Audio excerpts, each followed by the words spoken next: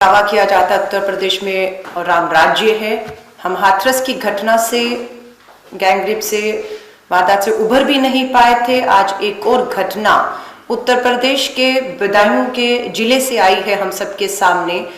ये घटना 3 जनवरी रविवार के दिन की है, लेकिन आज 6 तारीख को हम सब तक ये जानकारी पहुंची कि बदायूं में एक 50 वर्षीय महिला जो मंदिर में पूजा करने के लिए गई थी, वहां पर मंदिर के पुजारी और उनके दोस्त और साथियों के साथ इस हमारी आंगनवाड़ी सहायिका के साथ गैंगरेप, सामूहिक बलात्कार ही नहीं किया गया बल्कि उसकी निर्मम हत्या भी कर दी गई। इस 50 वर्षीय महिला का जो शव है वो कुएं में पाया जाता है और कोशिश पुलिस प्रशासन की रही कि इसे एक आत्महत्या का मामला बता के रफा दफा कर दिया जाए।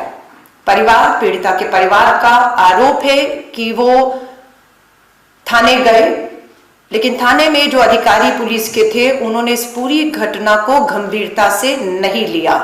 समय पर घटनास्थल पर पहुंचना चाहिए था, सबूत एकत्रित करने चाहिए थे, लेकिन उसमें देरी हुई, जिसका फायदा उठाकर जो मेन आरोपी है उस मंदिर में वो अभी तक फरार है।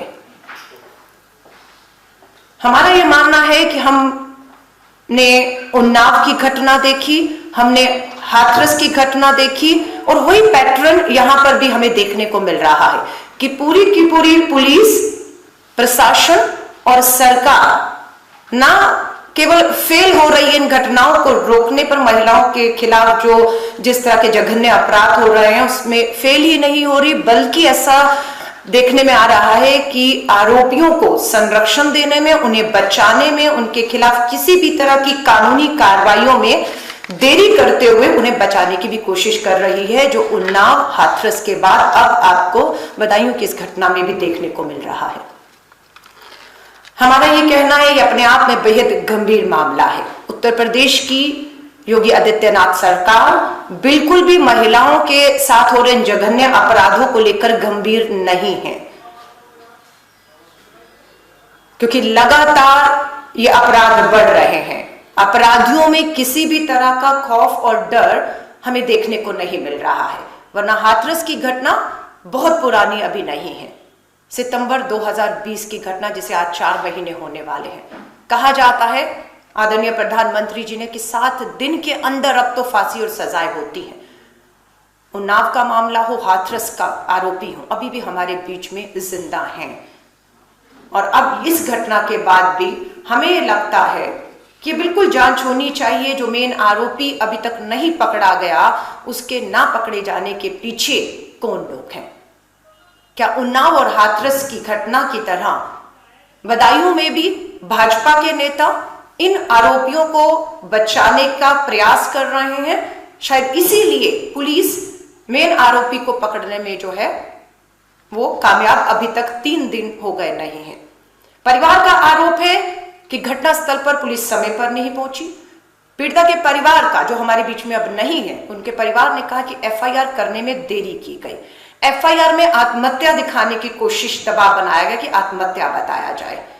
पोस्टमार्टम करने में 48 घंटे की देरी की गई और 48 घंटे के पोस्टमार्टम की रिपोर्ट जब आती है सामने, तो इस बात का खुलासा होता है कि पीड़िता के साथ सामूहिक बलात्कार ही नहीं हुआ, बल्कि उसकी निर्मम हत्या भी। कहते हुए हिम्मत जुटानी पड़ रही है कि उसके निजी पार्ट्स में रॉड्स घुसाई गई, उसकी पसलियां, उसकी टांगे तोड़ दी गई, उसे बिल्कुल मोहताज कर दिया गया और उसे कुएं के अंदर फेंक दिया गया।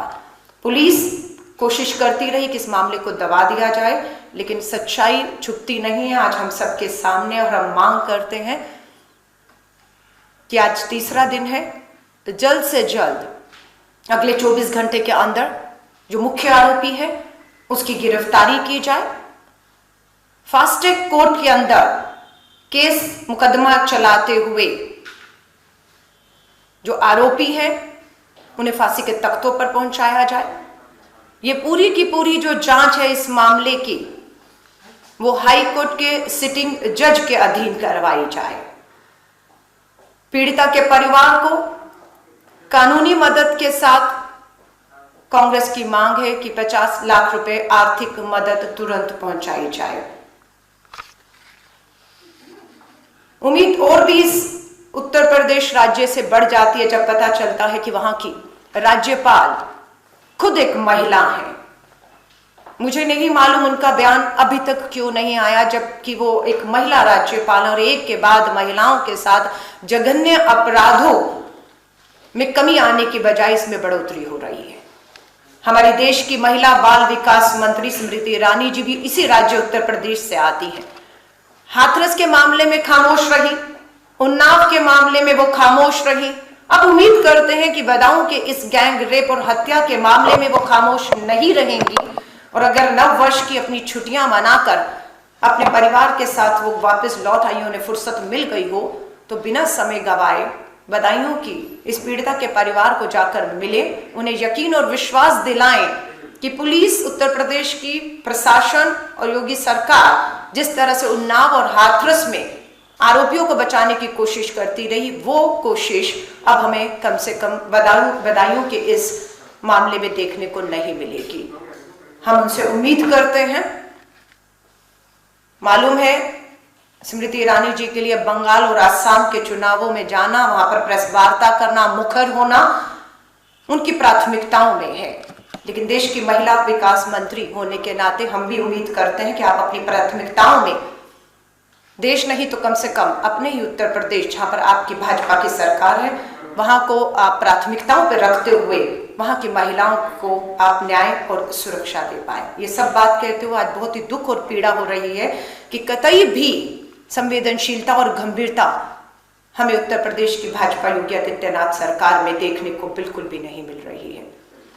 हमारी मांग है, और जहां तक कांग्रेस का सवाल है, मैं आपके माध्यम से एक बार फिर से बदायूं कि इस पीड़िता के परिवार को विश्वास दिलाना चाहती हूं कि कांग्रेस हमेशा पीड़िता और उसके परिवार के साथ उनकी न्याय की लड़ाई में खड़ी रही है। इस मामले में भी कांग्रेस अपनी नजर बनाए रखेगी। किसी भी तरह का अन्याय या न्याय में देरी कांग्रेस बर्दाश्त नहीं करेगी। उसके लिए हमें सड़कों पर एक बार फिर से हाथरस की तरह उतरना पड़ेगा, तो हम उतरेंगे। लेकिन हम कतई भी उत्तर प्रदेश की योगी सरकार को एक बार फिर से आरोपियों के साथ उनके समर्थन में उनको बचाते हुए हम कतई भी बर्दाश्त नहीं करेंगे।